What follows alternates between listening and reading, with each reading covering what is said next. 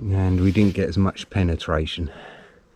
I would say maybe there.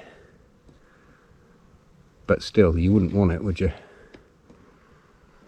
It's swan-nosed, to use the hardest bit of the wood to keep it sharp as well.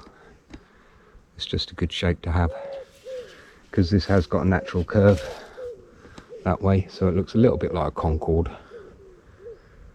And now I've got the worm charmer, or worm caller, which I tried earlier and is 100% effective. And now I've got the big pole, which is a Javelin, as well as many other things. You may notice I've got fishing line on the end here. That'll be extended. Not much, because all I want to do is simple rod fishing like this. With, I don't know, about 6 foot of line on it, and keep an eye on it, and then just simple fishing. No reels, no nothing.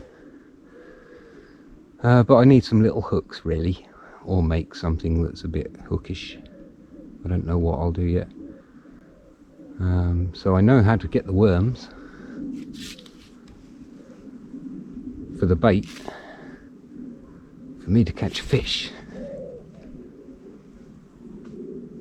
or throw at someone.